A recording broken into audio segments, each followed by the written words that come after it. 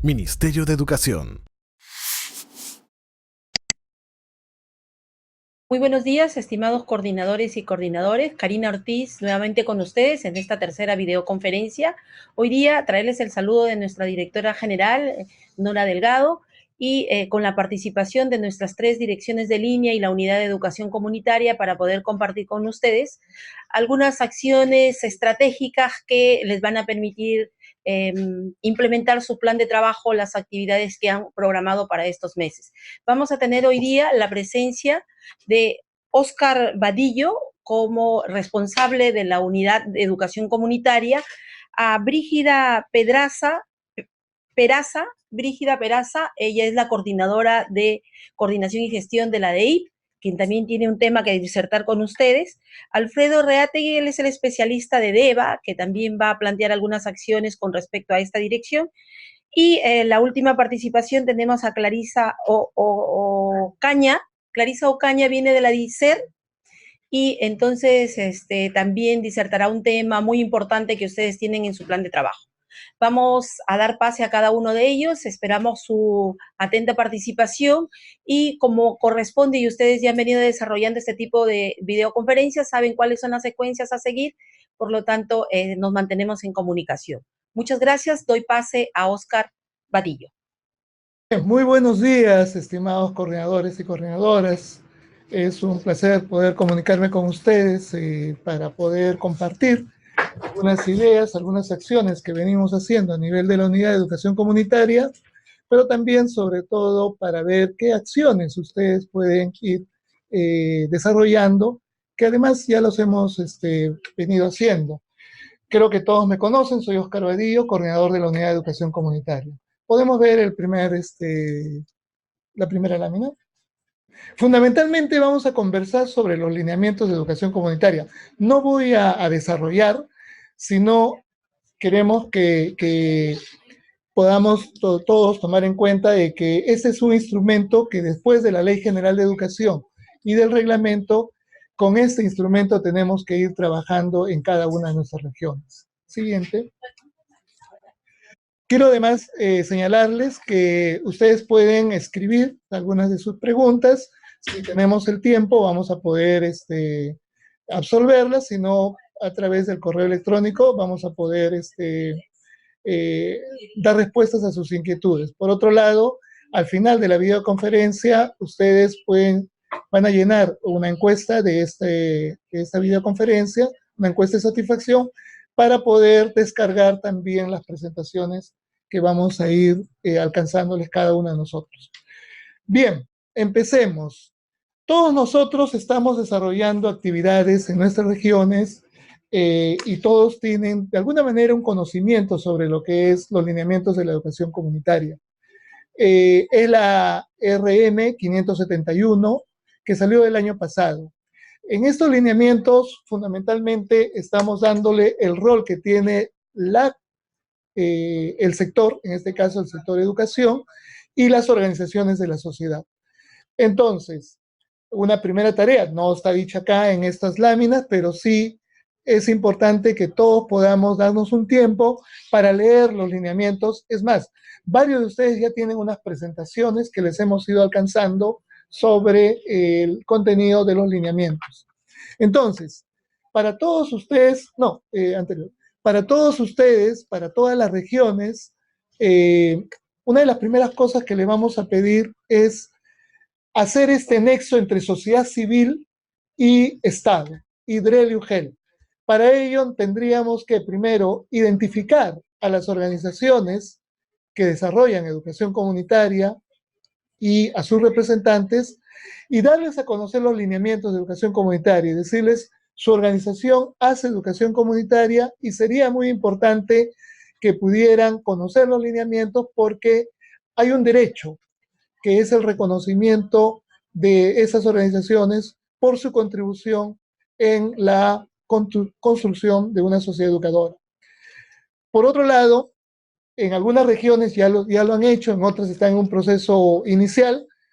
Justo el día de ayer estuve conversando con el compañero de Cerro de Pasco, porque está promoviendo el grupo impulsor para la constitución del colectivo de educación comunitaria. Varias regiones ya tienen conformadas sus colectivos. Otras están en proceso de conformación de un grupo impulsor y otras están identificando. Entonces, para todas las regiones queremos pedirles poder animar y ayudarles a la conformación, ya sea de grupos impulsores o de los colectivos de educación comunitaria. Hay regiones donde ya prácticamente los colectivos están desarrollando planes de trabajo y esa es una tarea adicional, sobre todo en las regiones focalizadas. En tercer lugar, hay un proceso de reflexión en nuestro país sobre el proyecto educativo nacional, pero también varias regiones han entrado en el trabajo de construcción del proyecto educativo regional. Nos ha llegado información, por ejemplo, Apurímac va a hacer un proceso de acá a diciembre para trabajar en su proyecto educativo regional, actualizarlo, y creo que una tarea de todos nosotros debería ser colocar la educación comunitaria en estos procesos de reflexión que están haciendo a nivel regional con ocasión de la actualización del proyecto educativo nacional y el proyecto educativo regional. De hecho, quiero agradecerles porque varios de ustedes han participado también en las consultas de diálogo desarrolladas por el Consejo Nacional de Educación y hemos visto que los colectivos, como también las organizaciones y ustedes han estado participando y colocando también el tema de la educación comunitaria. Por otro lado, también tendríamos que conocer de cerca algunas experiencias de educación comunitaria que desarrollan las organizaciones en su región. Creo que cuando inicié mi presentación les dije que tendríamos que tener una función de bisagra, acercar a las organizaciones que desarrollan educación comunitaria con el Estado, en este caso con las DRE, con la UGEL o con los gobiernos regionales o los gobiernos locales. Y para poder hacer este proceso de acercamiento, tenemos que conocer las experiencias, saber cómo se desarrollan, qué aprendizaje desarrollan, cómo son sus metodologías, entender y comprender cómo se dan los procesos de educación comunitaria. Para eso tenemos los lineamientos y a partir de los lineamientos podemos visitar una experiencia y conocer cómo se vienen desarrollando estos trabajos a nivel de la región. Y por otro lado, ya en nuestro trabajo con el Estado, con las DREL y la UGEL, sensibilizar a las autoridades y especialistas de la CIGED, llámese Dirección Regional de Educación, como también unidades de gestión educativa local, sobre la importancia de la educación comunitaria en la construcción de la sociedad educadora. Y creo que es importante, esto ya varios de ustedes lo han venido desarrollando y lo han hecho muy bien, incluso en algunas regiones ya tenemos especialistas de educación comunitaria tanto en la DRED como en las UGELs. La siguiente. Bien, tenemos algunas regiones focalizadas. Estas regiones, anterior, estas regiones, estoy tomando algunas, obviamente en el proceso hay algunas que ya se están incorporando y quieren que las focalicemos y este es un proceso que vamos a ir de poco a poco. Recordemos que estas son acciones que tenemos que desarrollar en 2-3 meses, no más, es hasta fin de año y por lo tanto tenemos que plantearnos metas claras para poder decir muy bien cómo genero condiciones este año para seguir trabajando el próximo año en el posicionamiento de la educación comunitaria en nuestro país. En ese sentido, en el caso de, voy a compartir el caso ya de experiencias que tenemos en Piura, Cajamarca, Amazonas, San Martín, Ancash, Cusco, Puno, Junín, Huancavelica, Apurímac y Lima región. Entiendo que hay otras regiones también que están en ese proceso, ya les comenté, por ejemplo, Pasco, ya hemos venido coordinando últimamente, y otras regiones también. ¿Qué ocurre ya?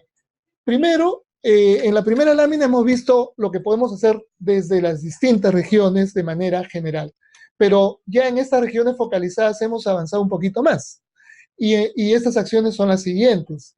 Por ejemplo, hemos promovido tanto en la DRE, la UGEL, el gobierno regional y el gobierno local la conformación ya de equipos de educación comunitaria. Ya las autoridades están sensibilizadas y hemos decidido, hemos convenido con ellos, hemos trabajado con ellos la conformación de equipos de educación comunitaria. Está Lima Provincias, tiene un equipo de educación comunitaria, Piura también, están en procesos en Cajamarca, Apurímac también ya sacó una directiva para conformar un equipo de educación comunitaria. Entonces, esa es una primera cosa que podemos avanzar en estas regiones y yo creo que están dadas las condiciones para poder promoverlas. Promover la incorporación de la educación comunitaria en los programas y proyectos que se vienen desarrollando en las regiones. Esto es muy importante. Por ejemplo, el componente desarrollo de capacidades que tienen todos los proyectos de inversión pública. Si ustedes se dan cuenta y cuando conversan con los formuladores de proyecto, en realidad no saben qué desarrollar. Nos hemos encontrado, por ejemplo, en Piura, nos decía uno de la Dirección Regional de Educación, que en los proyectos de infraestructura escolar, por ejemplo, habían como 180.000 soles destinados para desarrollo de capacidades. Y esto se gastaba solamente en una charla de un ingeniero, un maletín, unos folletos, y ahí se agotaba el componente de desarrollo de capacidades. Analizando, por ejemplo, en el caso de Apurímac, en 21 proyectos de inversión pública, la cantidad de recursos que tenemos a nivel de desarrollo de capacidades no las estamos aprovechando bien. Y creo que tenemos que llamar la atención. Y ahí podemos colocar el enfoque de educación comunitaria. Por otro lado, promover normativas regionales y locales, y de hecho ya tenemos varias, sobre ordenanzas. Estas directivas pueden ser ordenanzas sobre el fomento y reconocimiento de la educación comunitaria. Y ahí tenemos nosotros mucho material para compartir si estamos en ese proceso. Últimamente, recientemente, nuestra directora, Nora, ha estado en Loreto y ha coordinado con ustedes precisamente porque se quiere retomar el trabajo de la ordenanza y en otras regiones también. Bien, asistencia técnica a los colectivos que implementan educación comunitaria en sus planes de trabajo. Hay un trabajo ahí ya de los colectivos y necesitamos ayudarles a que cumplan con estas actividades que ellos se han formulado, ¿no? Identificar también experiencias de educación comunitaria en la articulación con la educación básica, especialmente con la educación básica alternativa y en la educación técnico-productiva. Y acá creo que es una cosa que tenemos que avanzar hacia el próximo año con mayor intensidad. ¿Cómo vamos a articular la educación comunitaria con la educación básica, especialmente la básica alternativa y la técnico-productiva, para poder contribuir en el cierre de brechas? Siguiente. Bueno, y este es un indicador que ustedes lo tienen, es un indicador número 7 que tiene que ver con las reuniones que ustedes realizan con los distintos actores para promover los lineamientos de educación comunitaria. Hay una meta total de actores, tanto de DRE, UGEL, asistidos técnicamente sobre la socialización y promoción de la educación comunitaria. Y las evidencias tienen que ver con informes técnicos que contengan sus acciones desarrolladas y anexar los documentos y las actas que han ido logrando en estas reuniones. Bien, conmigo esto es lo que quería comentarles. Nos podemos seguir comunicando a nivel de correo electrónico. La mayoría de ustedes tienen mi teléfono y yo estoy también en el grupo de WhatsApp de coordinadores DGIB. Muchas gracias por su atención, que tengan un bonito día y buen fin de semana y a seguir trabajando por la educación en nuestro país. Gracias. Buenos días. Continuando este trabajo del día de hoy, soy Brígida Peraza, ya nos ha presentado la coordinadora de Vira, así que vamos a conversar conmigo acerca de lo que es el proceso de sensibilización y consulta a las instituciones educativas de revitalización. Soy de la DEIP, nos conocemos y quiero conversar con ustedes acerca de este tema. Bueno, como ustedes saben que las instituciones educativas que están registrados a nivel nacional es de 27.000 aproximadamente, pero dentro de eso conocen ustedes que hay 3 formas de atención pedagógica dentro de lo que es la educación intercultural bilingüe. Entonces, este proceso de sensibilización y consulta a las instituciones educativas que brindan un servicio educativo de revitalización cultural y lingüística, nosotros vamos a desarrollar en algunas regiones y eso vamos a ir viendo parte por parte. Entonces, este proceso, ¿cuál es el objetivo principal de este proceso? Es brindar información adecuada a la comunidad educativa y a la comunidad local, es decir, a las comunidades y centros poblados, sobre el modelo de servicio educativo intercultural bilingüe a través de este proceso de sensibilización y consulta a las instituciones educativas que brindan la forma de revitalización y cultural y lingüística. Este objetivo se va a dar a través de dos, digamos, objetivos específicos: desarrollar un proceso de sensibilización a estas instituciones educativas y contribuir en la toma de decisiones informadas por parte de la comunidad educativa y las familias de la comunidad local sobre la demanda de implementación de la forma de atención de educación intercultural bilingüe de revitalización del modelo, ¿no? Entonces, eso es el objetivo general, es que tengan una información adecuada, oportuna, estas comunidades, tanto los integrantes de la comunidad educativa como los integrantes de la comunidad local. Entonces, ese es el trabajo que se va a desarrollar en este proceso de sensibilización y consulta. Siguiente. Un poco para recordar, ustedes ya lo conocen, cuáles son las normativas, en qué nos basamos para desarrollar este proceso, ¿no? Entonces, ya conocemos, una de ellas es la resolución ministerial 519, que crea el modelo de servicio educativo intercultural bilingüe, que ahí se caracteriza este modelo que tiene 3 formas de atención pedagógica: la de fortalecimiento cultural y lingüístico, la de revitalización cultural y lingüística y EIB en ámbitos urbanos. Conocemos que, quiero centrarme en esto, que la EIB de revitalización cultural y lingüística se atiende a estudiantes que están en escenario 3 y 4. El escenario 3, ustedes saben que donde los estudiantes hay un uso predominante del castellano en aula, y comprenden limitadamente la lengua originaria, es decir, cualquier lengua originaria de su contexto. Y la lengua originaria es hablada solamente por los adultos o adultos mayores. Eso es la situación en el escenario 3, lingüísticamente hablando, y en escenario 4 el uso predominante es del castellano y conocen expresiones aisladas, muy cotidianas de lenguas originarias, y en la comunidad la lengua originaria ya no es usada también, inclusive por los adultos, sino más bien de alguna manera los adultos mayores se comunican de manera poco frecuente, ¿no? Esa es la situación, y para ese contexto sociocultural lingüístico está planteado lo que es la educación intercultural bilingüe de revitalización cultural y lingüística. Siguiente. Es por una parte la norma que nos ampara para desarrollar este proceso. Por otro lado, la norma 646, que es la resolución ministerial 646, que aprueba el Registro Nacional de Instituciones Educativas EIB. ¿Ya? Dentro de eso se determina 2 cosas importantes que es necesario conocerla, ¿no? Por un lado, se determinan los criterios de identificación de estas instituciones educativas, y por otro lado, el proceso de caracterización de estas instituciones educativas.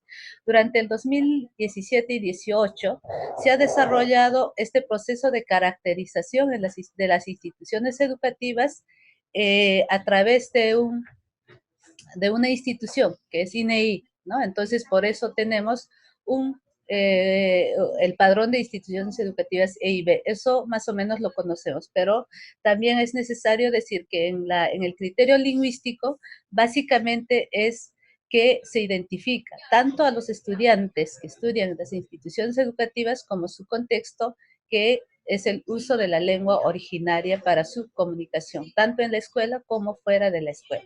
Dentro de lo que es el criterio cultural y autoadscripción, es donde los estudiantes y el contexto están, digamos, en un determinado momento donde los niños ya no hablan su lengua originaria, pero su contexto, algunos mayoritariamente y otros de manera muy poco frecuente. En ese caso, se aplica el criterio de cultural y autoadscripción, es decir, donde la comunidad quiere reafirmar su cultura y quiere tener la oportunidad de continuar, de aprender, de que sus estudiantes, de que los niños aprendan su lengua originaria de sus padres, como lengua de herencia de sus abuelos y de su contexto, ¿no? Entonces, eso es la parte de criterio de identificación. Es decir, el criterio cultural solo se utiliza, digamos, se usa solamente cuando el criterio lingüístico no corresponde. Es decir, en los contextos donde los niños hablan lenguas originarias, ya el criterio cultural ya es parte, ya no es, digamos, uno de los criterios para la caracterización, porque solamente donde los niños, los estudiantes no hablan la lengua originaria, se utiliza el criterio cultural y autoadscripción. Bien, ahora, continuamos con ahora, en el caso del proceso que indica de la caracterización, hay dos formas, dos tipos de proceso. Uno, quinquenal, ¿ya?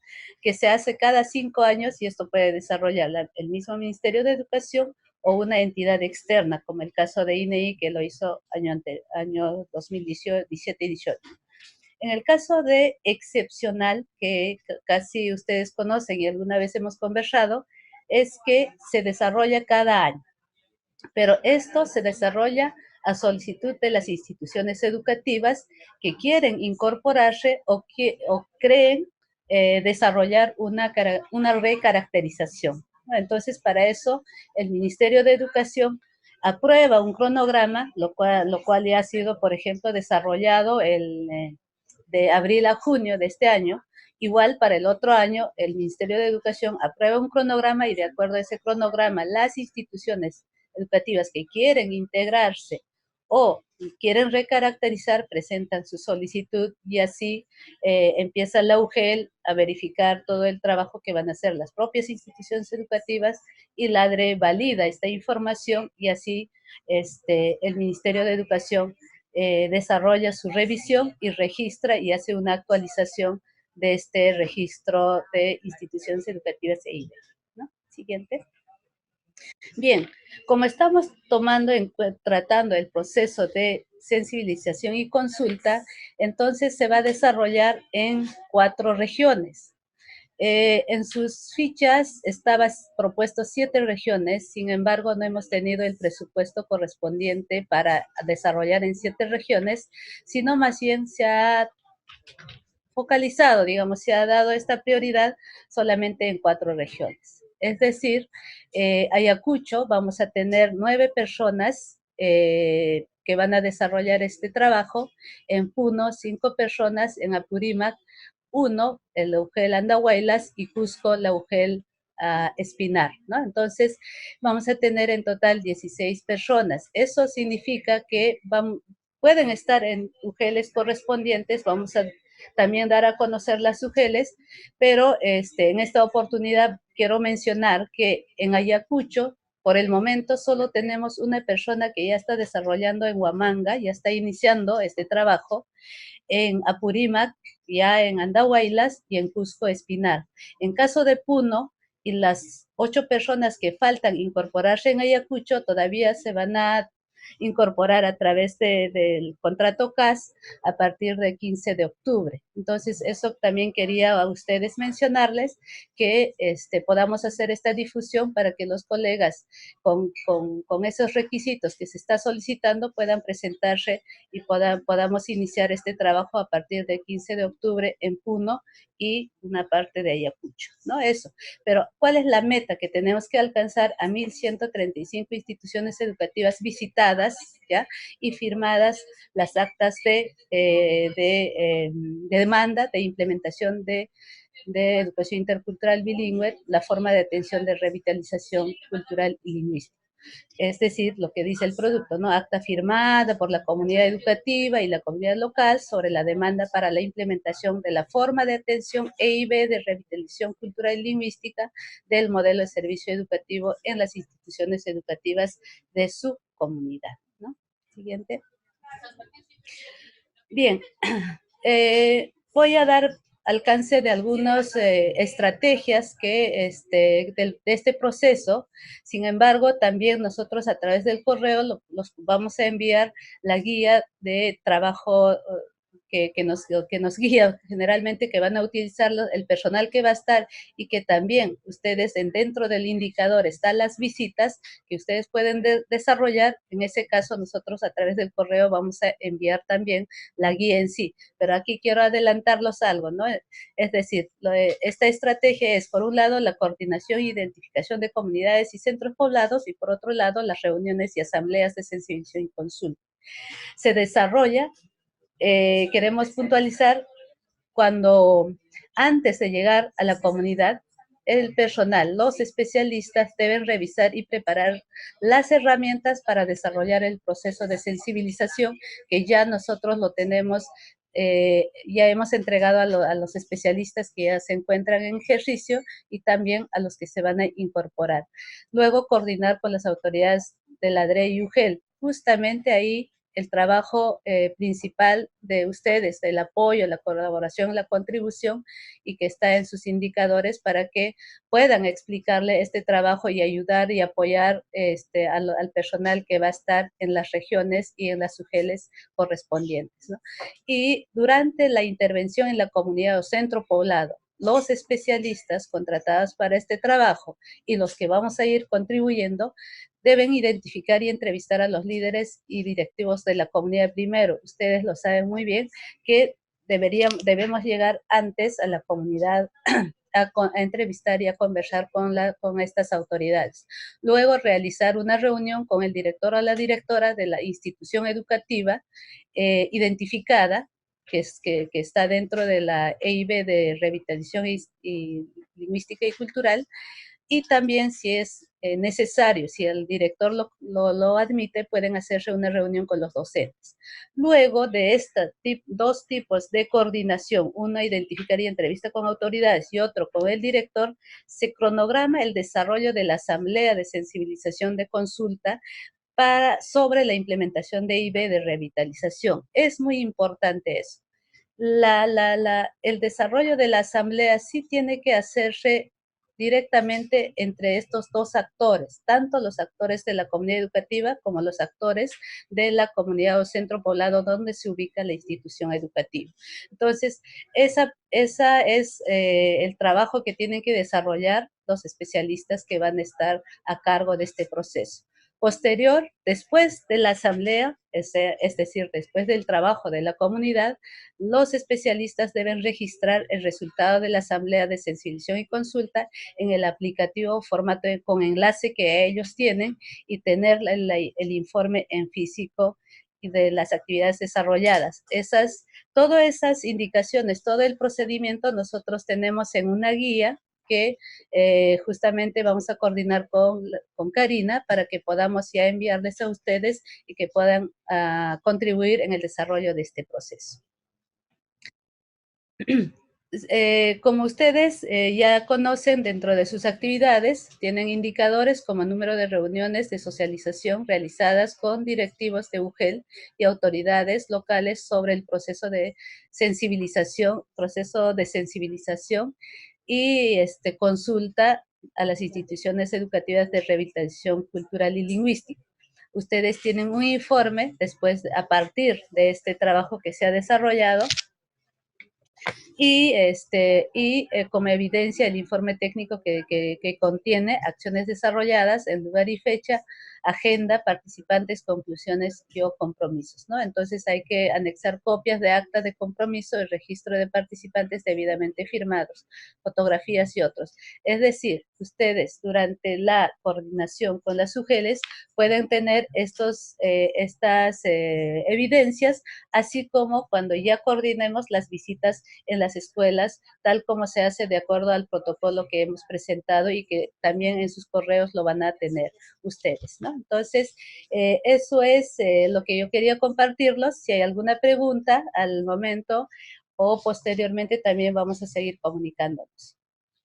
Escríbanos entonces las preguntas que todavía nosotros podemos contestar en el momento y algunas serán contestadas posteriormente. Muchas gracias y que tenga muy buen día. Gracias por sus preguntas. Ahí tenemos varias preguntas, pero voy a aclarar algunas de ellas y los demás vamos a responder de manera escrita y ustedes conocen, van a poder descargar a través del portal EduTalentos. Entonces, primero, respecto a Amazonas, que he hecho una primera pregunta y por lo tanto voy a responderla. Como con respecto al indicador 16, que manera podemos implementar este proceso, yo quiero ser tajante debido a que este proceso es bastante delicado y por lo tanto, por eso estamos contratando personal CAS para las regiones que se va a intervenir. Y es por eso que más adelante podemos trabajar una estrategia, pero vamos a empezar con las personas contratadas para este proceso, porque ustedes saben que es demasiado delicado, porque llegar a las instituciones educativas de revitalización, hacer una consulta con la comunidad y todo este proceso es delicado. Y por lo tanto, no podemos aventurarnos a desarrollar nosotros mismos. Yo sé que ustedes tienen mucha voluntad de desarrollarlo, pero no recomendamos por el momento, ¿no? Entonces, eso yo creo que solamente este indicador son para las regiones que van a desarrollar y que ya lo he mencionado, que es Cusco con una sola UGEL, Apurímac con una sola UGEL, Puno y Ayacucho, que van a tener un poco más de personal, porque conocemos también, según estadística, Puno tiene 2.100 tantas instituciones educativas de revitalización y Ayacucho 1.000, ¿no? Entonces, yo creo que también vamos a ir a empezar por ese lado para poder trabajar. Ahora, respecto a la pregunta de Lambayeque, conocemos y hemos conversado varias veces sobre este caso de que existen algunas instituciones que necesitan ser caracterizadas o recaracterizadas para incorporarse o para poder identificar su escenario lingüístico y por lo tanto la forma de atención pedagógica. Entonces ya he comentado que dentro de la norma hay dos tipos de caracterización, quinquenal y excepcional. La excepcional se desarrolla cada año y para eso el Ministerio de Educación establece el cronograma y en ese marco sí podemos desarrollar. Entonces, eso yo creo que hay que tener en cuenta, y eso es la respuesta, ¿no? Sí se puede desarrollar, pero dentro de esos procedimientos que ya lo hemos desarrollado también durante este año de abril a junio, ¿no?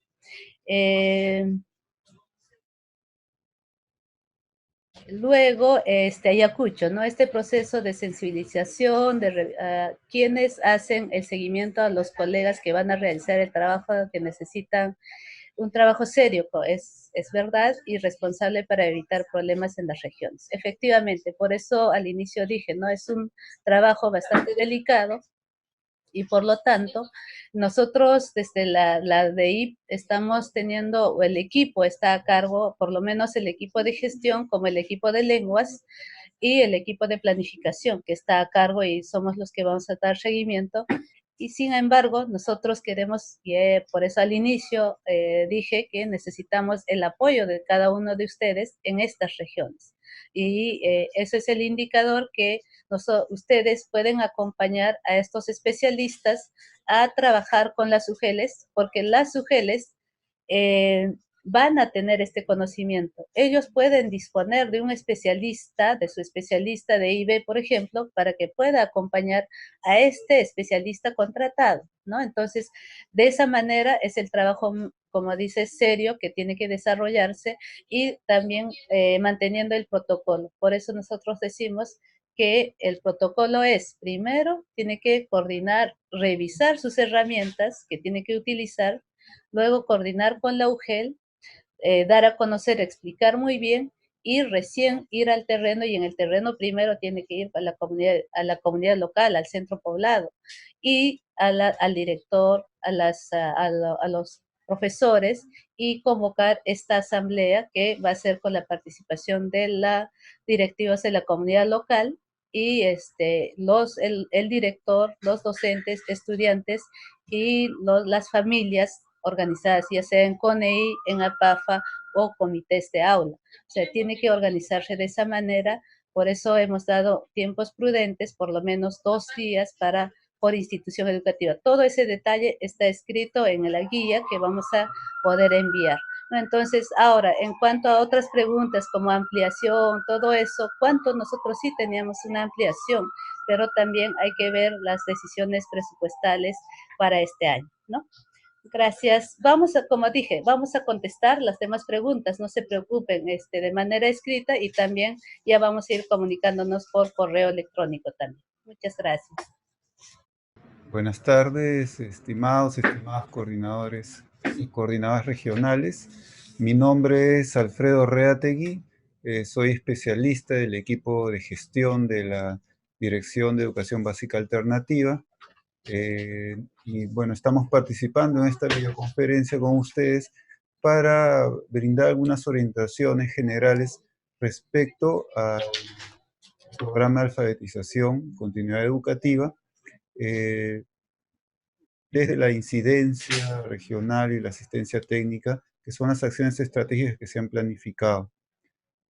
Como les comentaba, la idea de este momento es que podamos conocer algunas orientaciones sobre la incidencia y asistencia técnica regional para el desarrollo del programa de alfabetización y continuidad educativa, según la resolución de Secretaría General 063-2015 del Ministerio de Educación. Siguiente, por favor. ¿Por qué hemos priorizado esta acción como una acción estratégica? Justamente porque es una de las brechas más importantes que necesitamos cubrir como sector educación y, bueno, específicamente desde las direcciones en las que participamos, que tenemos esta responsabilidad directamente. Como vemos en esta presentación, ahí tenemos un cuadro de las tasas de analfabetismo por región en la población de 15 años a más. Y bueno, también vemos, al final de la tabla vemos el total nacional, que está en un porcentaje 5.6%. Sin embargo, vemos, ¿no?, que cada región tiene su propia tasa en respecto a esta situación. Y como vemos, estamos desde el 14% en Apurímac y Lima 1.8%, digamos, los dos extremos. Sabemos que la UNESCO nos plantea o define un país libre de analfabetismo cuando está por encima del 4%. Podemos extrapolar este criterio a las regiones y podemos ver nuestra región en qué está. Sin embargo, es importante darnos cuenta que también en términos absolutos, en número de personas que están en situación de analfabetismo, a pesar que en Lima tenemos el 1.8%, en números son 127.000 personas, ¿sí?, y algo más. Superior en números a Cajamarca, por ejemplo, que tiene 125.000 y que tiene una tasa más alta. Entonces, tenemos que manejar tanto las tasas de analfabetismo, pero también la cantidad de población que representa esta tasa en cada región y cómo contribuye a este total nacional, que estamos en 1.326.000. Entonces, nosotros hemos venido atendiendo a través de los centros de educación básica alternativa a 7.380 estudiantes en el ciclo inicial, ¿no?, quienes están empezando, digamos, la educación básica, que nunca accedieron a la educación básica, y 17.224 en el ciclo intermedio, de acuerdo al Censo Escolar 2018. Entonces, si comparamos con el total de población analfabeta, realmente tenemos una brecha muy grande, ¿no?, un reto, un desafío bastante importante, ¿no?, frente a esta situación educativa en este porcentaje de población. Estamos atendiendo, digamos, entre 17.000 y 7.000, 24.000 personas frente a 1.326.000, ¿no?, que se encuentran en situación de analfabetismo. Entonces, por eso es que consideramos que es muy importante que para este cierre progresivo de estas brechas o de esta brecha se requiere la articulación intergubernamental, intersectorial, así como la participación de empresas y sociedad civil ya debido a la dimensión de este desafío, de esta brecha. De alguna manera general quisiera presentarles acá, tal vez algunos ya conocen cómo funciona el programa de alfabetización y continuidad educativa. Funciona desde un centro de educación básica alternativa eh, que instala un periférico distrital, ¿no? En coordinación con la DEVA directamente, que está a cargo de un coordinador distrital, quien mantiene una coordinación permanente con el director del SEBA, y este periférico está integrado por red de círculos de aprendizaje. Está a cargo cada red de un acompañante. Y asimismo, finalmente, tenemos los círculos de aprendizaje de ciclo inicial o ciclo intermedio, que están a cargo de un facilitador. Es decir, es aquí donde se ofrece el servicio educativo a la población usuaria. Las características de estos círculos de aprendizaje es que ofrecen atención educativa de manera presencial en horarios y turnos flexibles. Muchos funcionan en la tarde, otros en la mañana, el sábado, el domingo, a veces en la noche, y justamente porque busca responder a las características y necesidades de la población que se encuentra en esta situación. Asimismo, también estos círculos de aprendizaje funcionan en diferentes espacios, ¿no? No necesariamente funcionan en la institución educativa, funcionan en locales comunales, y puede ser en la institución educativa, también en locales de la municipalidad, en parroquias, comunidades populares u otros. Y en algunos casos el SEBA también establece convenio con la municipalidad, ¿no? O con otras instituciones. Estamos hablando que hay dos formas de intervención, según la resolución de Secretaría General 063 del 2015. Una es la intervención directa, que la hacemos a través del programa de alfabetización y continuidad educativa, desde la Dirección de Educación Básica Alternativa que tiene a cargo este programa de alfabetización. Y la otra forma de intervención es la intervención indirecta, que es a través de otras instituciones, sean municipalidades, instituciones de la sociedad civil, ONGs, que están desarrollando ya procesos de alfabetización, pero se articulan con los centros de educación básica alternativa para el reconocimiento, ¿no?, de este proceso educativo y de la certificación de los estudiantes, y a partir de ahí nosotros tenemos un rol más de asistencia técnica, no de ejecución e intervención. Entonces, lo que quisiéramos es potenciar ambos tipos de intervención, la intervención directa desde fortalecer un poco el monitoreo, ¿no?, de cómo se están desarrollando las acciones en los ciclos de aprendizaje, y sobre todo desde la intervención indirecta poder empezar a construir estas alianzas desde la incidencia para poder avanzar en este cierre de brechas que hemos visto hace un momento. El marco normativo con el cual, digamos, específico, pues sabemos que el tema de la alfabetización ya está establecido dentro de la ley y los reglamentos, y la ley y el reglamento de educación, pero tenemos dos marcos normativos bastante específicos y que sobre todo establecen responsabilidades tanto en los gobiernos regionales como en las municipales. Tenemos la ley 27867, que específicamente en el capítulo 2, en el artículo 47, en el numeral G, precisa que los gobiernos regionales deben ejecutar y evaluar conjuntamente con los gobiernos locales los programas de alfabetización en el marco de las políticas y programas nacionales. Asimismo, la Ley Orgánica de Municipalidades, la Ley 27972, en su artículo 82, en el numeral 9, nos indica que los municipios deben promover, coordinar, ejecutar y evaluar con los gobiernos regionales los programas de alfabetización en el marco de las políticas y programas nacionales y de acuerdo con las características socioculturales y lingüísticas de cada localidad. Asimismo, como hemos mencionado, la resolución de Secretaría General número 063-2015, Minedu, que aprueba las normas y orientaciones para el desarrollo del programa de alfabetización y continuidad educativa. Es un documento que recomendamos revisarlo y al detalle para justamente poder profundizar un poco en cómo funciona este programa y justamente la alternativa que tenemos mediante esta forma de intervención indirecta que puede ayudarnos, ¿no?, a poder avanzar en este desafío de lograr superar las brechas en cuanto a la situación de analfabetismo. Bien, entonces, luego de todo esto, nosotros tenemos en la planificación que hemos realizado 2 acciones estratégicas: la acción de incidencia en los gobiernos regionales y locales y la acción de asistencia técnica.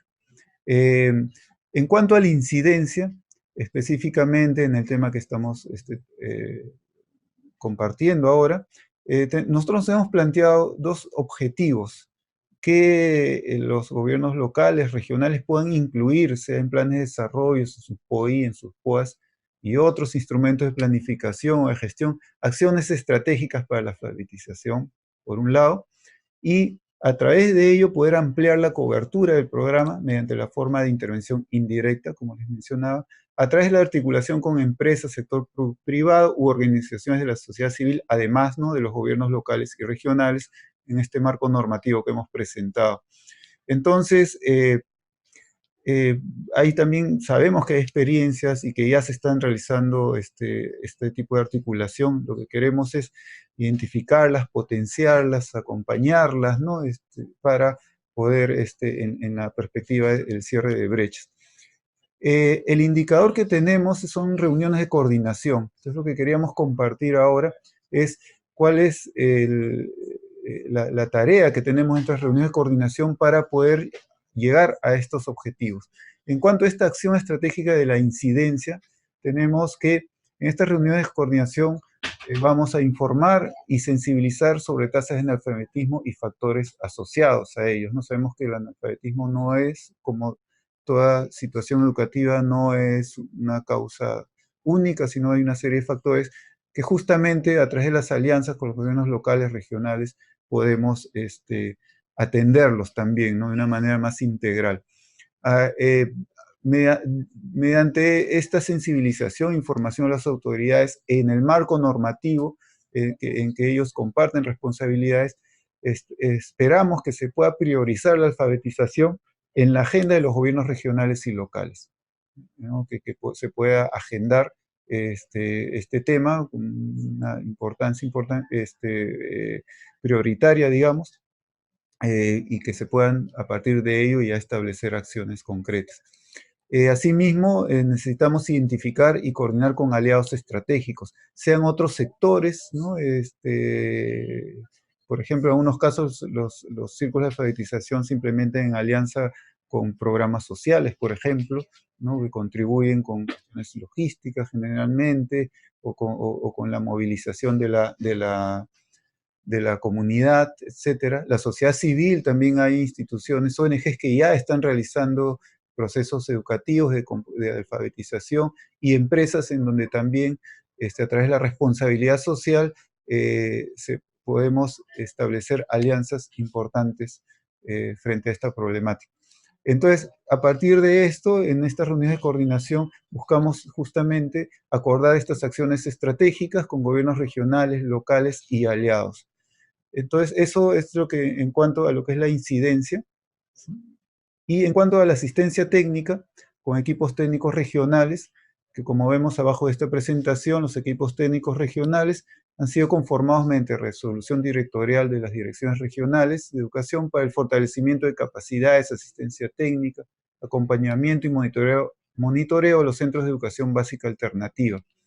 Entonces, pensamos que en un trabajo coordinado con ellos y a partir del proceso de incidencia que se establezca, vamos trabajando también una propuesta regional como objetivo en esta acción estratégica, o local de atención en el programa de alfabetización. Y asimismo, ¿no?, justamente frente a esta propuesta, necesitamos, junto con las autoridades, con los gobiernos locales, focalizar, instalar y verificar el funcionamiento de círculos de alfabetización. Entonces, con estas perspectivas, nuestras reuniones de coordinación y trabajo con este equipo técnico regional, buscamos caracterizar la población en situación de analfabetismo, dónde están, quiénes son, qué hacen, qué edad tienen, qué características socioculturales, lingüísticas, etcétera, identificar también experiencias y buenas prácticas regionales que nos pueden ayudar justamente a esta propuesta, determinar cuáles son las metas de atención para el cierre progresivo de brechas en la región a partir de estas acciones estratégicas acordadas ya en la acción estratégica de incidencia, identificar necesidades de capacitación, especialistas, directores, personal docente o facilitadores, y finalmente planificar de manera concertada las acciones de alfabetización y de asistencia técnica en la región. Estas dos acciones estratégicas, para su ejecución necesitamos mantener una coordinación constante con nosotros, ya con Luis Céspedes, el coordinador del equipo de gestión de la DEVA, sabemos que se están haciendo ya coordinaciones, sea para la asistencia técnica, sea, por ejemplo, para información más específica regional sobre la población en situación de analfabetismo, sea para participar a lo mejor en alguna reunión que sea necesario, importante que nosotros participamos, o en una asistencia técnica. Entonces, a partir de que ustedes con estos insumos elaboren su plan de trabajo, es importante que lo compartamos con nosotros, que lo compartan con nosotros para poder también ver cómo acompañamos este proceso y cómo participamos también, sea presencialmente o a través de distancia, a través del internet o virtualmente, para orientaciones, herramientas que se puedan necesitar, etc. Entonces, bueno, este es el indicador, ¿no? Que ustedes tienen planteado, que es el número de reuniones de coordinación y seguimiento con SEBAS, DREUGEL, gobiernos locales. La meta es tener un informe consolidado, reuniones de trabajo con los temas que hemos visto, ¿no? Y bueno, y la evidencia, que ya, bueno, es informe técnico, ahí lo tienen, las acciones desarrolladas, lugar, fecha, etcétera. Avances en la elaboración de la propuesta, de la incidencia, qué acciones se vienen avanzando. Y bueno, en los anexos que son las copias de actas de compromiso, registro de participantes, fotografías, otros. Bien, antes de despedirme, vamos a tener igualmente 2 minutos para que ustedes nos planteen algunas preguntas, consultas que quieran realizar. Luego vamos a responder algunas de ellas y las siguientes continuamos respondiéndolas, no por escrito, a través de la plataforma. Y también, como les mencioné antes, ahí tenemos los correos de Luis Céspedes, el coordinador del equipo de gestión, el mío, para poder para continuar, ¿no? las coordinaciones, ¿no? Las consultas, para la meta que nos estamos planteando. Bien, regresamos en 2 minutos. Bien, nuevamente saludarles. Vamos a responder algunas de las preguntas o comentarios que han realizado, y las siguientes van a ser respondidas a través de EduGestores o igual a través del correo, ya nos iremos comunicando directamente. Es cierto, el compañero de San Martín o la compañera de San Martín nos menciona que las políticas regionales tienen otras prioridades. Justamente por eso es que estamos iniciando este proceso de incidencia o fortaleciendo, porque ya se viene realizando, ¿no? Y esperamos que podamos lograr que las políticas regionales se pueda establecer estas prioridades respecto a la alfabetización y a la educación en general, ¿no? De la población. Vamos a ir viendo cómo con el proceso, vamos a ir evaluándolo, monitoreándolo, y esperamos que podamos tener buenos resultados. Cusco nos comenta que la cifra bajó de 9 millones a 1.326.000, que es la cifra que yo he presentado. La cifra que estamos presentando es la cifra según ENAO 2018. Probablemente, compañero o compañera de Cusco, se refiere a los 9 millones que no han concluido la educación básica. No sabemos que en el país cerca de 9 millones de personas no han concluido la educación básica. De esa cantidad hay 1.326.000 que son las que están en situación de analfabetismo, ¿no? Y tal vez ahí tendríamos que sumarles a aquellas personas que hicieron 1 o 2 años o 3 tal vez de primaria, pero que con el tiempo, con el paso del tiempo, están en una situación de analfabetismo funcional, ¿no? Porque no han usado, no han consolidado las competencias de lectoescritura. Pues, ahí, y en todo caso, si hay otras fuentes, podríamos compartirlas y verificar, ¿no? Eh, en Lima nos comenta si respecto a las regiones no priorizadas se pueden iniciar acciones. Creo que sí, vamos a compartir el proceso que estamos haciendo, a lo mejor algunas herramientas, porque de todas maneras ya se viene atendiendo en todas las regiones, sino que constatamos que no es suficiente y que la brecha es muy, muy, muy amplia aún, ¿no? En Ayacucho tenemos algunos círculos de aprendizaje de del programa de alfabetización. eh, el programa de alfabetización en la norma 063 indica que en caso de poblaciones con lengua originaria, sobre todo los facilitadores deben de dominar la lengua, ¿no? Y en los procesos de selección buscamos que sea así.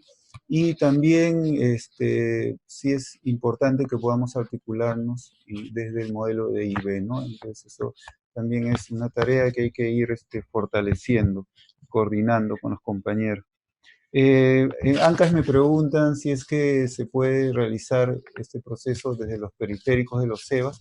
Pues claro, porque desde el ciclo inicial podemos también, ¿no? Que son las personas que no acceden a educación, los CEBAS por propia iniciativa pueden desarrollar eh, eh, periféricos del ciclo inicial con población que aún no maneja la lectoescritura, o no ha accedido a la educación oportunamente.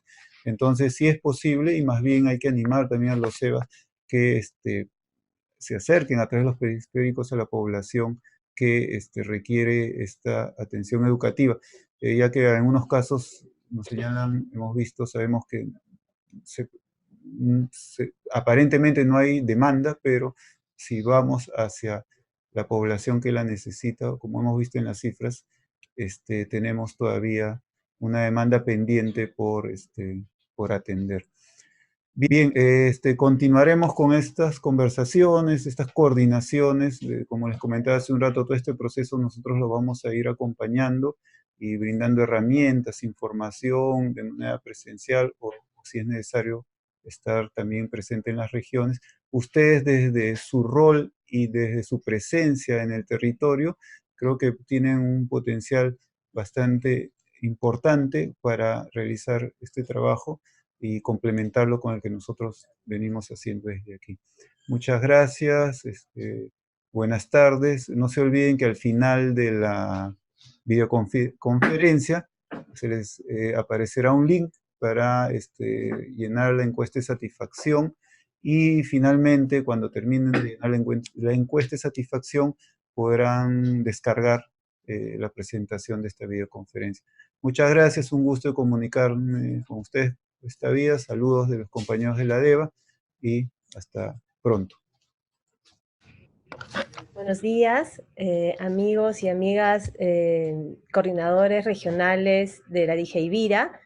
Mi nombre es Clarisa Ocaña Rojas, yo soy especialista en el área de bienestar de la DICER y en esta ocasión estoy aquí para compartir con ustedes conceptos básicos, algunos mitos, algunas acciones también que desde nuestro rol necesitamos reforzar para poder atender, proteger y hacer seguimiento a los casos de violencia contra estudiantes de ámbitos rurales, ¿no? Entonces empezamos. Aquí hemos hecho un ejercicio con la estadística que CICB nos proporcionó hasta mayo, perdón, y vemos que todavía los datos estaban pues incipientes porque los reportes todavía no habían sido efectivos, ¿no? Entonces, quise hacer un ejemplo con el caso de Loreto y ver, digamos, cómo estos casos de violencia, básicamente los casos reportados en el CICB, se podían ver por cada una de las UGELs, ¿no? O cada una de las provincias, ¿no? Entonces ahí veíamos, digamos, qué provincias tenían mayores reportes, etcétera, ¿no? Sin embargo, sabemos que no todos los casos de violencia se están registrando en el CICB, entonces siempre mantenemos muchas veces un registro, digamos, más actualizado en las propias UGELs, ¿no? Y en las propias instituciones educativas muchas veces que no lamentablemente no salen, digamos, no se reportan, ¿no?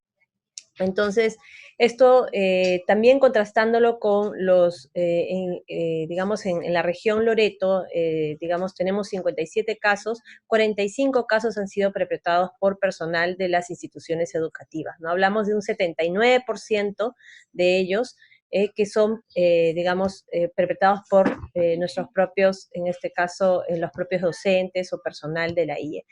19 casos de ellos son de violencia sexual, ¿no? Y eso estamos hablando todavía mayo.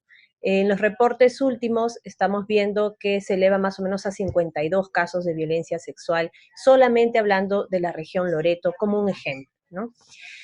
En la DICER tenemos también un registro de los casos que son reportados por nuestros asistentes técnicos, que están en los diferentes modelos de servicio educativo y que en sus visitas se enteran de estos casos muchas veces que no han salido todavía, no han sido reportados en OQEL. De los 15 casos reportados de violencia hasta agosto del 2019, nosotros tenemos 5, por ejemplo, que pertenecen a la región Loreto y 4 de ellos que han sido perpetrados por personal de la IE. Todos estos 15 casos son de violencia sexual, eso es importante aclarar, ¿no? Ya que dentro de la violencia escolar, una de las violencias mucho más graves es la violencia sexual, ¿no? Y para nosotros es, digamos, muy, muy importante poder identificarlos y poder hacerle un seguimiento a estos casos para que tengan, digamos, todas las medidas de protección, las estudiantes y los estudiantes involucrados, y que pueda sancionarse debidamente a los culpables, ¿no? Pasamos, siguiente. Aquí hemos puesto algunos nudos críticos, algunas situaciones que hemos ido identificando, gracias también a ustedes con los que nos hemos ido comunicando por los diferentes casos, tanto en el 2018 como en este año, y podemos ver, digamos, algunos de estos para poder analizarlos y ver cómo podemos ir superándolos en territorio. La naturalización, la minimización y la justificación de la violencia bajo el argumento de los usos y costumbres, ¿no? Tomando la cultura como pretexto para invisibilizar situaciones de violencia contra niños, niñas y adolescentes, ¿no? Luego está la revictimización y estigmatización por parte de los operadores, la comunidad y la familia. ¿De quiénes? Básicamente de las víctimas, ¿no? Muchas veces se hace un juicio respecto a las víctimas y esto impide, digamos, la acción inmediata de las autoridades. Muchas veces lo que genera es también que las víctimas no denuncien por el temor de ser, digamos, expuestas en su vida privada, ¿no? De ser señaladas o separadas de la escuela, ¿no? Tanto, por ejemplo, cuando se da esta violencia entre estudiantes, muchas veces los mismos padres buscan que, digamos, los involucrados salgan de la escuela, o si la víctima llega a tener un embarazo producto de esta violación, los padres y la presión de la escuela, digamos, de la PAFA, es que salga la estudiante porque es un mal ejemplo. Muchas veces se toma esto como una de las cosas para estigmatizar y revictimizar. La demora en la reposición de la plaza del docente o del personal administrativo separado, y la demora obviamente en la sanción, ¿no? Esto es algo en el que tenemos que estar muy atentos, porque una de las principales causas por las que no se denuncia es el temor de la misma población, ¿no? La presión de la población sobre la escuela de que no se repone rápidamente el profesor. Si estamos hablando de una primaria multigrado, estamos hablando de que varios estudiantes se quedan sin docente y tienen que reagruparlos, etcétera, ¿no? Y en el caso de las secundarias también lo mismo, ¿no? Muchas veces esto es una forma de presión de la comunidad, y los docentes y directores toman diversos caminos, ¿no? Como por ejemplo invitarlos a que renuncien, etcétera, y esto no genera un antecedente y terminan siendo contratados en otras UGELs o por otras modalidades. Finalmente, estas demoras terminan perjudicando, ya que la separación preventiva, si en el caso de la demora en la sanción, tanto administrativa como en la sanción penal, terminan siendo repuestos los docentes al cabo de 3 meses, y muchas veces se continúa con los hechos de violencia, ¿no? La comunidad no comunica el hecho, ¿no? Se realizan acuerdos, se dictan sanciones sobre casos graves. Esto es cuando el hecho es fuera de la institución educativa, pero involucra a una de nuestras estudiantes, ¿no? Ahí muchas veces nos enteramos que ya ha habido un acuerdo y que lamentablemente esto no impide que salga a las autoridades competentes para que este caso sea sancionado. Los directores y docentes no quieren denunciar por temor a que la comunidad les amenace o digamos, se levante, ¿no? Esto es algo muy recurrente y esto sí implica un trabajo, digamos, multisectorial. Muchas veces la presencia del UGEL es importante, la presencia rápida, inmediata del UGEL para poder, de alguna manera, intervenir con una pertinencia que desde la misma escuela se sienten imposibilitados de poder denunciar estos casos, ¿no? Se han visto que, digamos, con intervenciones con el SEM, el abogado de la UGEL y el responsable, el especialista de convivencia, se han tenido buenos logros sobre esta problemática. No hay familiares que se hagan cargo de los menores, los albergues no se dan abasto. Esto es una problemática en todas las regiones, pero sobre todo en zonas rurales, ya que, digamos, el alto grado de estudiantes que no viven con sus padres, viven con tíos, etcétera, y son estos tíos los que están perpetrando el delito, entonces muchas veces no se tiene dónde albergar a la estudiante, ¿no? Lo importante es saber que la DEMUNA, el Centro de Emergencia Mujer, la Unidad de Protección Especial y las fiscalías deberían unirse para poder ubicar familiares, digamos, en otras comunidades y ver la idoneidad de esta familia para poder albergar al estudiante, ¿no? De preferencia, se evita institucionalizar a las estudiantes, sobre todo cuando vienen de pueblos originarios y no mantienen, digamos, su lengua y también sus costumbres, lo cual sacarlas de este medio sería también perjudicial. No se conocen los protocolos frente a la violencia, muchas veces se desconocen los procedimientos, los roles, las sanciones disciplinarias y penales. Y esto, el desconocimiento es tanto de los actores intermedios, muchas veces de la misma escuela, pero también de la comunidad, ¿no? La comunidad desconoce que la escuela tiene estos protocolos y que hay sanciones que se establecen incluso para los que no denuncian. Siguiente. Justo hablando de las responsabilidades funcionales frente a los casos de violencia de niños, niñas y adolescentes, tenemos el Código de los Niños, Niñas y Adolescentes, donde se establece que el director o directora tiene, digamos, la responsabilidad de denunciar los casos de violencia o cualquier otro caso que afecta a sus derechos. También tenemos estos dos normas que estoy presentando aquí, que es el artículo 15 del Decreto Supremo 009-2016, donde dice las denuncias por profesionales de salud y profesionales de educación, ¿no?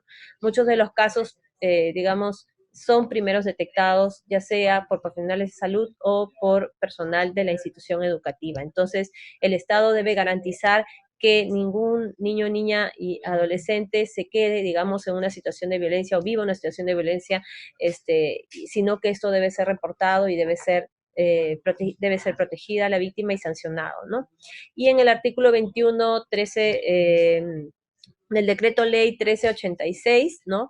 También nos vuelve vuelve a incidir sobre la responsabilidad funcional que tiene el personal, en este caso de las instituciones educativas, y en general cualquier ciudadano está también obligado a poder denunciar estos actos, ¿no?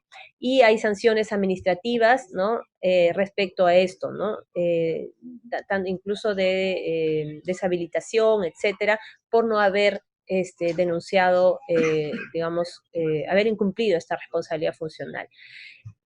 Siguiente. Ahora tenemos algunos mitos que me parece importante poder trabajarlos en todos los espacios que ustedes tengan de incidencia, ¿no? Sea con personal de la misma DRE o de las UGELES e instituciones educativas. Vamos con el primero. La violencia sexual contra niñas, niños, se da en familias disfuncionales y pobres que descuidan su rol de cuidado y protección. Esto es una de las cosas que se argumenta muchas veces en defensa, digamos, de los agresores, ¿no?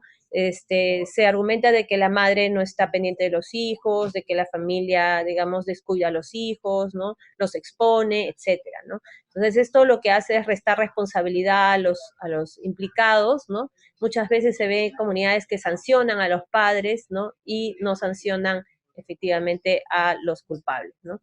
Hombres que abusan sexualmente, los hombres que abusan sexualmente tienen una enfermedad mental. Esto, en el mismo sentido, viene a minimizar la responsabilidad, ¿no? A veces hasta justificarla, ¿no? Son argumentos que se utilizan, digamos, para poder restarle la responsabilidad, en este caso, al presunto agresor. Cuando una mujer dice que no, en realidad quiere decir que sí. Esto es algo que se difunde mucho, ¿no? Es parte, digamos, de una cultura masculina tóxica, ¿no?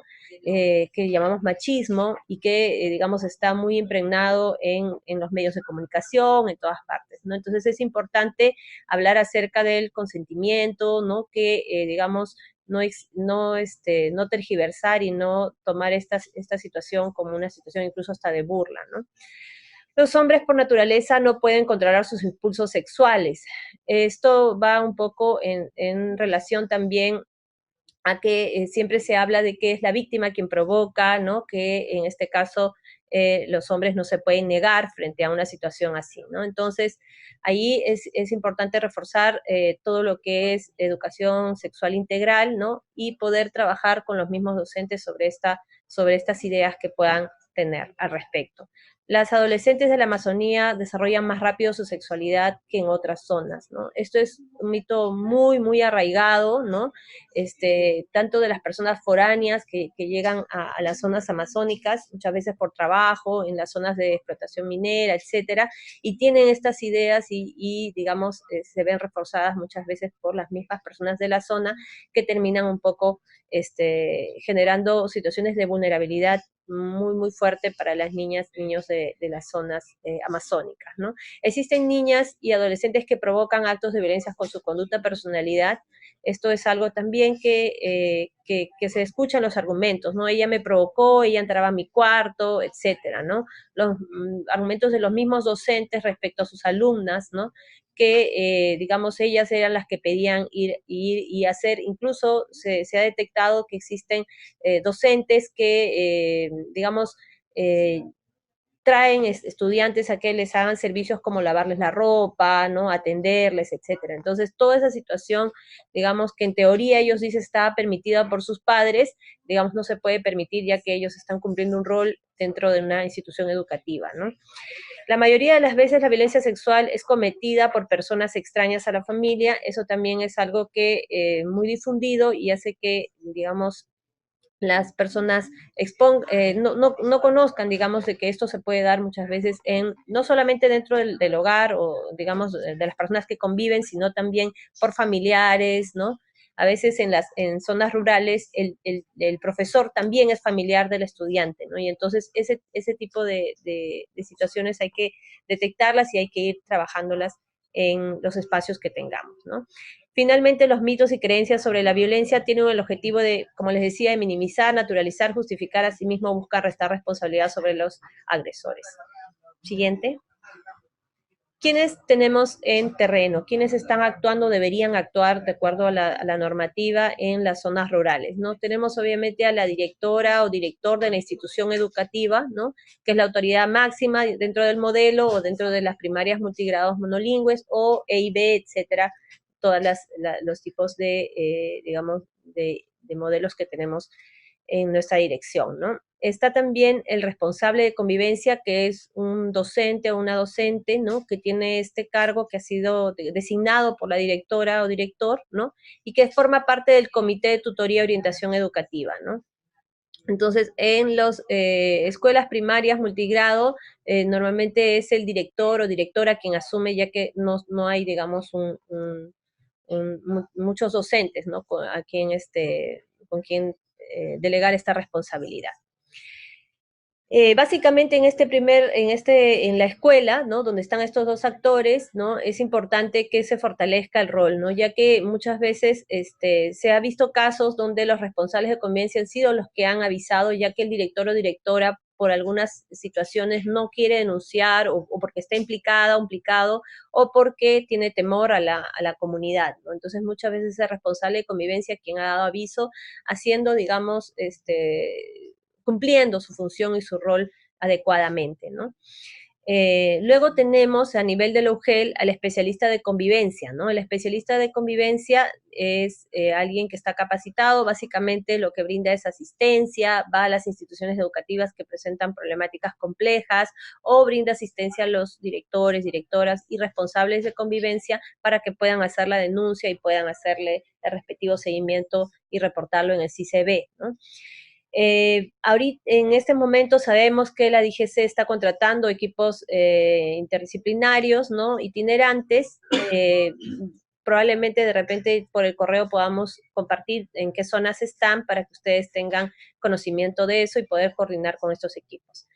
Quienes también están en la comunidad y que pueden brindar, digamos, medidas de protección a las y los estudiantes son las autoridades comunales, los jueces de paz, ¿no? Son autoridades que tienen facultades para brindar medidas de protección. Es importante sensibilizar a la comunidad y sobre todo si hay pueblos originarios, hablar con las autoridades comunales para que puedan derivar los casos graves, ¿no? Entonces, vamos a hablar un poquito acerca de lo que es, digamos, la justicia comunal, pero sí es importante saber que en el caso de las autoridades comunales, ellos cumplen un rol muy importante de brindar las medidas de protección inmediatas a los estudiantes y los jueces de paz también, de acuerdo a la normativa vigente. La siguiente. Entonces, justo para hablar acerca de la justicia comunal y la justicia especial, vemos que la Declaración de Naciones Unidas, ¿no? Digamos, sobre los derechos de los pueblos indígenas, ¿no? De alguna manera dispone que los pueblos indígenas tienen derecho a conservar y reforzar sus propias instituciones políticas, jurídicas, sistema judicial, económicas, sociales y culturales, ¿no? También tenemos el convenio 169 de la OIT, digamos que va más o menos en ese sentido, y la Constitución Política del artículo 149 que también, digamos, promueve esto. Sin embargo, en todo siempre se clarifica que es importante que siempre y cuando esto no atente contra los derechos fundamentales de las personas, ¿no? Igualmente tenemos una sentencia del Tribunal Constitucional que se pronunció sobre un caso de violencia sexual en la que se estaba, digamos, sancionando a una persona de la misma comunidad frente a otra, una estudiante que también compartían el mismo, digamos, pertenecían al mismo pueblo originario, y fue muy clara la sentencia en la que en derechos fundamentales, sobre todo que atañen a poblaciones vulnerables, digamos, no, el Estado no puede, digamos, reconocer, digamos, sanciones que no sean dentro de las que los convenios internacionales y todo lo que protege los derechos fundamentales no se cumplan, ¿no? Entonces, es importante tener en cuenta eso, tener a la mano esta normativa para poder sensibilizar a la comunidad. Siguiente. Aquí, para terminar, queríamos un poco compartir cuál es el proceso de asistencia técnica y seguimiento a los casos que hacemos desde la DICER, sobre todo casos que vienen de las secundarias, digamos, tanto la secundaria con alternancia, secundaria con residencia estudiantil y la secundaria tutorial, ¿no?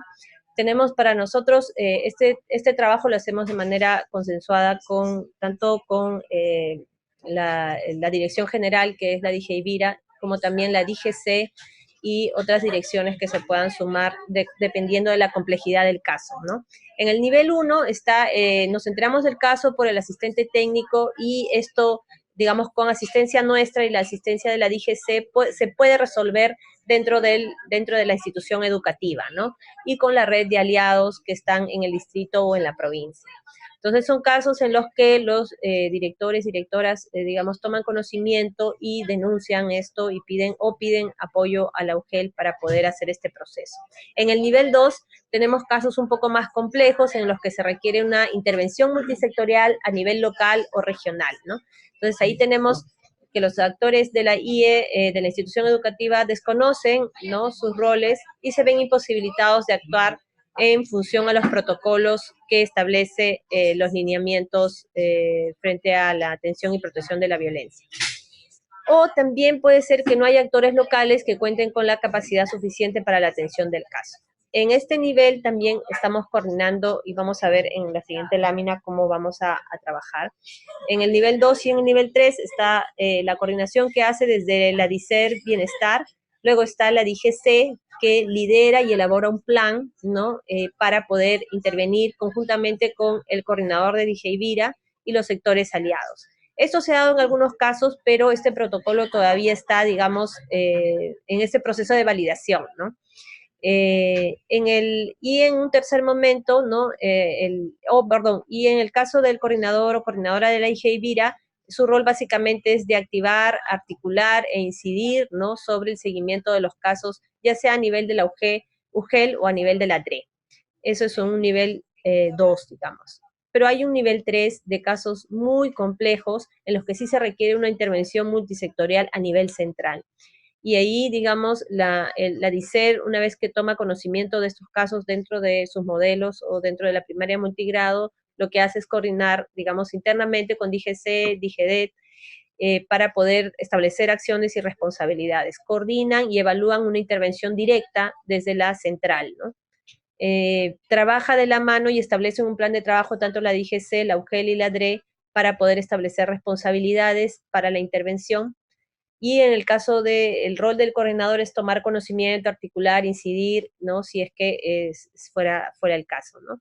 Los sectores aliados que están digamos, comprometidos en planes multisectoriales en diferentes regiones, tenemos pues al Ministerio de la Mujer en los centros de emergencia mujer y las estrategias rurales que están en algunos distritos de nuestro país, el Ministerio de Cultura, el Ministerio de Salud, el MININTER y algunas organizaciones indígenas que nos acompañan en este proceso. Bueno, yo les agradezco mucho. Acá hay algunas normas que tenemos que tener, digamos, a la mano para poder dar asistencia técnica a tanto los personal de las DRES como personal del OGE, ¿no? Ahora me gustaría que puedan ustedes hacer algunas preguntas. Tenemos 2 minutos para que ustedes puedan establecer algunas preguntas y pasaré a responder las que se puedan, probablemente 3 o 5, ¿no? Muchas gracias. Nos vemos en unos minutos. Bueno, son más que todo comentarios, qué bueno leerlos porque nos damos cuenta que están bastante atentos y atentas, ¿no?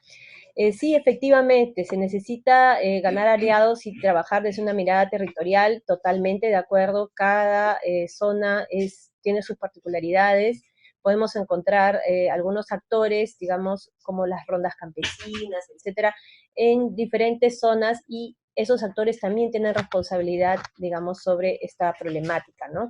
Entonces, es importante que todos articulemos en las zonas. Eso es una pregunta, un comentario de Lima Región. Desde Ayacucho también nos dicen qué hacer con la prevención y sensibilización. Desde, digamos, en la Vira se está trabajando mucho el tema, digamos, de incidir en lo que es la tutoría, ¿no? Tanto con los estudiantes, las estudiantes y con los padres de familia, ¿no? Es importante incluir este tema, incluir normativa, incluir casos, ¿no? Para que se pueda saber que estamos, digamos, aliados y frontalmente trabajando para que esta situación no se dé, ¿no? ¿Qué otras cosas más? Nosotros estamos proponiendo que se vea a través de la promoción también de la convivencia saludable, se pueda trabajar de manera participativa con los estudiantes, ¿no? En secundaria hacer mucha incidencia para que se puedan revisar y ver formas, digamos, ver cómo están, por ejemplo, los reglamentos internos, ¿no? Desde ahí vemos que muchas veces no se establecen, digamos, que se tiene que seguir los protocolos frente a los casos de violencia, no está muy claro también la erradicación, digamos, de castigos humillantes o físicos, que muchas veces también eso se da en nuestros reglamentos internos, que están firmados tanto por los directores, directoras, como también incluso los padres, que en algunos casos nos dicen que les exigen de que hayan, digamos, castigos físicos o castigos humillantes, ¿no? Entonces, vemos que desde la prevención podemos hacer bastante, ¿no? Para poder trabajar, digamos, para que estas cosas no se puedan dar. También desde la prevención lo que podemos hacer es trabajar lo que es el código, digamos, de respeto a los derechos de los niños y niñas y adolescentes. Es un código que lo difunde la DGC, donde todo docente debería firmar y conocer cuáles son digamos, sus responsabilidades para proteger los derechos de los niños y adolescentes, ¿no? En los contratos también debería firmarse, digamos, esta acta en la que yo como docente no puedo aducir de que soy del mismo pueblo originario y que, digamos, esto es parte de mis usos y costumbres, etcétera, sino que yo ahí cumplo un rol de docente y tengo, digamos, una responsabilidad para proteger los derechos de los niños, niñas y adolescentes estudiantes, de la escuela donde trabajo como de otras escuelas, ¿no? De Daten del Marañón, bueno, también nos están hablando acerca de algunos casos en los que sí se ha podido sancionar y que es la comunidad la que ha, digamos, denunciado a los docentes. Eso me parece que es un buen logro, hay que trabajar, digamos, desde esa perspectiva, que la comunidad se está indignando y está, digamos, ellos mismos denunciando, ¿no? Perdón, esto era desde San Martín, ¿no? Bueno, tenemos otras, más que todo son comentarios, ¿no? Digamos que se están dando sobre los mitos. Yo creo que lo de los mitos es algo que tenemos que trabajarlo. Tenemos una pequeña encuesta, se la vamos a compartir probablemente por correo electrónico para que ustedes puedan trabajar en todos los talleres esa encuesta y trabajar uno por uno, ¿no? Y que hasta poder erradicar estos mitos. Bueno, les agradezco mucho su atención. Los correos de bienestar de la DICER están en la pantalla. Las preguntas, si hay una pregunta más, seguro se va a poder resolver en la plataforma después, ¿no? Cuando son casos de E y B, tener en cuenta que los abogados de la DIGEIVIRA están atentos para resolver estos casos, ¿no? Igual nos pueden informar a nosotros y nosotros coordinar con ellos. Al final va a aparecer una encuesta de satisfacción, se les pide por favor que la resuelvan para que puedan descargar en los PPTs y les dejo con la coordinadora Karina Ortiz, quien va a darles unas palabras finales. Gracias. Bueno, nuevamente con ustedes, muchísimas gracias. He notado su participación de manera permanente, eso es importante. Han escuchado a todos los expositores. Justamente el trabajo que nosotros estamos realizando es con la intención de poder ayudar y apoyar desde aquí, desde el Ministerio de Educación. Sabemos los desafíos y los retos que ustedes tienen en la región. Sabemos también las múltiples ocupaciones que tienen, pero nuestra intención es que ustedes tengan directamente de las direcciones de línea qué hacer en cada acción estratégica que han planteado en su plan. Lo que sí quisiera dedicarle unos minutitos del tiempo para poder coordinar con ustedes es algo que nos está preocupando. Si bien es cierto, es una actividad que está programada dentro del plan de cada uno de ustedes, queremos invocarles para que esto se siga dando de tal forma que mostremos unos resultados a corto tiempo. Sobre la actividad que les comentaba, eran las reuniones con los equipos territoriales que ustedes tenían que tener. Se había programado una actividad por mes, entonces ya hemos pasado el mes de agosto, tenemos algunas regiones que se han dado las reuniones con equipos territoriales, nos faltaría la de septiembre. Pero cuando hablamos de equipos territoriales nos estamos refiriendo aquellos profesionales, ya sean especialistas, asistentes, coordinadores, que son contratados por el Ministerio de Educación, pero que su permanencia física es igual que de ustedes en la región. Entonces, ellos son los equipos territoriales que representan a cada dirección y que en su momento ustedes han reportado una relación para poder consolidar. Tenemos el pedido de nuestra directora Nora, que Alta Dirección también lo está solicitando, para consolidar toda esta relación de los equipos territoriales que tenemos de las 3 direcciones de línea más la unidad comunitaria, la unidad de educación comunitaria. Entonces, lo que yo les voy a pedir que se genere es que en este tipo de reuniones recojamos todas las alertas que puedan tener estos equipos territoriales. Escuchemos cuáles son esas alertas, veamos qué podemos resolver de esas alertas, evaluemos si realmente esas alertas las pueden resolver ustedes como coordinadores regionales. Si las pueden resolver, canalizar, apoyar como coordinadores regionales, genial. Si no las pueden resolver como coordinadores regionales, tienen ustedes al coordinador territorial que pueda apoyar. En caso que ustedes vean que hay una necesidad de comunicarse inmediatamente con la DIGEIVIRA para que a través de la DIGEIVIRA se pueda ver otras situaciones, se puede hacer.